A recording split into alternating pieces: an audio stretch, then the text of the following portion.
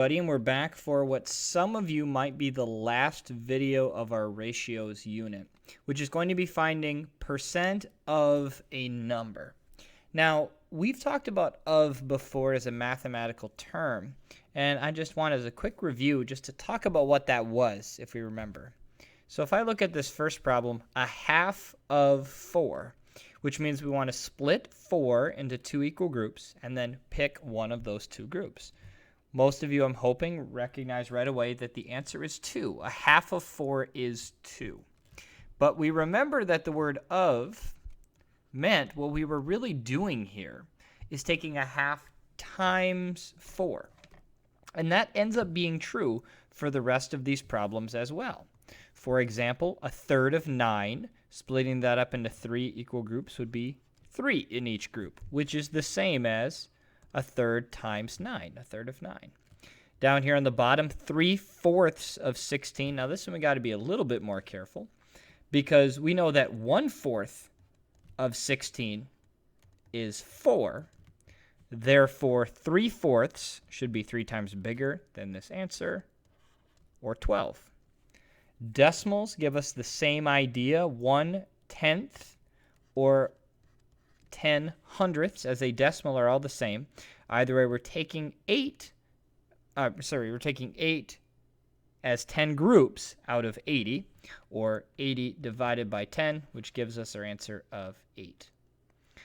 So when we're thinking of percent of, and this is going to be worth a piece of candy, as soon as you see the word of, most of the time, we are going to be working with a multiplication type problem. Bring that to me. You can get one piece of candy.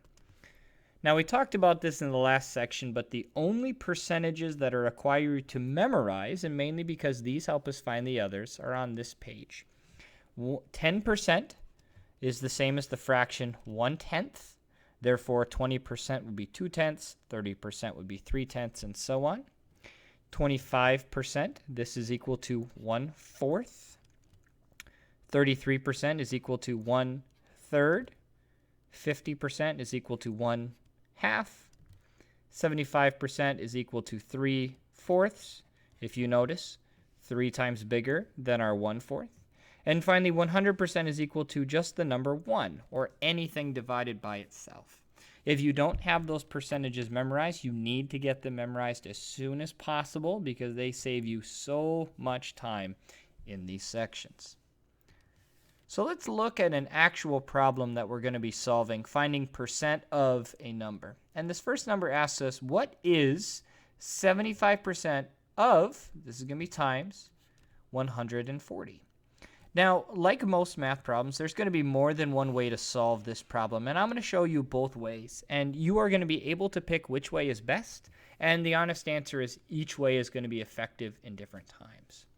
So for the first problem, if we have to do 75% times 140, what I do first is I go back to the page that I saw before, and I recognize that 75% is the fraction 3/4, or I recognize that 25% is the fraction 1/4. So what I can do is there's 2 ways to look at this. I could do 1/4 times 140, which means I have to do 140 divided by 4. This will be equivalent to 3 groups. Then we got 12. Remainder of 20, which is 5 groups, which means that 1/4 of 140 is 35, which means that 3/4 of 140 should be 3 times bigger than 1/4. Therefore, we take 35 times 3, and that will give us our answer of 105. So that is the first method, and what I usually refer to this as patterns, or more specifically, most people will just say you're using fractions. This is the method that most of the middle schoolers use because it is so much faster than I'm going to show you on the side, which is the standard algorithm. For the standard algorithm, all we do is we turn 75% into a decimal, and I'm hoping you know by this point that 75% as the decimal is simply 75 hundredths. And since we're multiplying, we just multiply 75 hundredths times 140. That's the whole algorithm. So the fastest way to do this is to ignore the decimals completely and put a little 2 over here for 2 digits behind the decimal point, and then we just multiply like we've always done. And I'm going to speed through this a little bit because I'm assuming that you've seen multiplying a lot by this point in the year. And so if you need extra help on the multiplying algorithm, by all means, we can work together on that.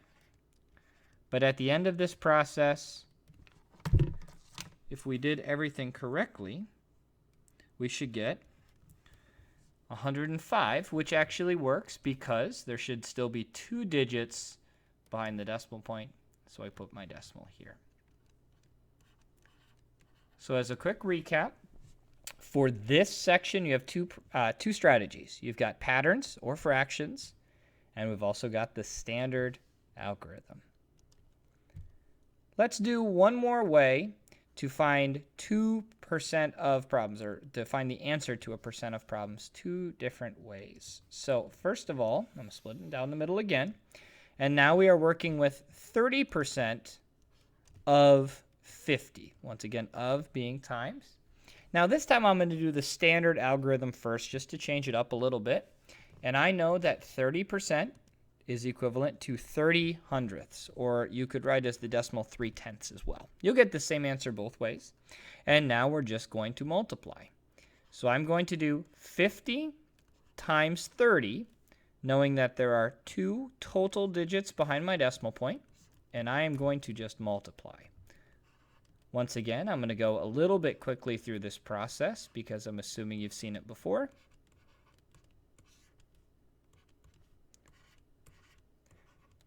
And at the end, we need 2 decimals or digits behind the decimal point. So I put my decimal right there, and I get the answer of 15. 30% of 50 is 15. Now, and that's going to make a lot more sense when we use the other algorithm, which we need to find 30% of 50 using patterns or fractions. And what I'm going to do is I'm going to go back to our list, and I notice immediately that 10% is 3 times smaller than 30%. Therefore, if I find 10%, I can then take that answer times 3. Therefore, 10% of 50, well, that's simply dividing by 10, so our answer is 5. Then 30% of 50 would have to be 3 times bigger than 10%, so our answer needs to be 15. And if you notice, we got the same answer twice. Now, the only time these sections will get a little bit tougher is if they ask us to work backwards from what we had before. Instead of giving us the percent, it asks us to find the percent. And the actual math here is not any more difficult, but you have to be careful to decipher the wording of the problem. So this one says, what percent, so we know our answer has to be a percent, of 200, well, that's going to be multiplying, is 50. Well, I know is usually equal to 50. But I'm going to reword this because it's going to make more sense for me to say that 50 is some percent of 200. And the reason why I say it this way is I recognize that my answer needs to be smaller than 100%. You usually have to be careful to understand, am I looking for an answer that's bigger than 100% or smaller than 100%? Well, since my answer needs to be smaller than 100% because 50 is smaller than 200, I want to remember that percentages are just ratios or fractions. So what I do simply is I'm going to do 50 out of 200, and I need to turn this into a percentage. There are a ton of ways to do this. The first way that I would do is I would take both of these numbers divided by 2, which gives me 25 hundredths, or 25%. That's one of the ways to solve the problem. The other way to solve the problem is I would actually divide even further down. So I divide both of these numbers by 10, which gives me 5 out of 20. I then divide both of the numbers by 5, and I get 1/4. And if you remember from my chart earlier, 1/4 is equivalent to 25%. So once again, same answer. The other way that we could solve it is we could do long division. We could do 50 divided by 200. And I'm hoping that you recognize long division is not the best strategy for this problem because, first of all, we have a divisor that's 3 digits or more. But if you got your fractions simplified and then did long division, it might be a little bit simpler.